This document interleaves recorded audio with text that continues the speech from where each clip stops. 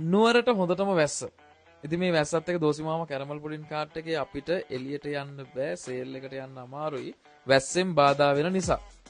හැබැයි දෝසිමාම caramel pudding ඔයාලට ගෙදරටම ගෙන්න ගන්න පුළුවන්. වැස්සේ වුණත් කැරමල් පුඩින් කෑල්ලක් කන්න හිතනවා නම් මේ රෙඩි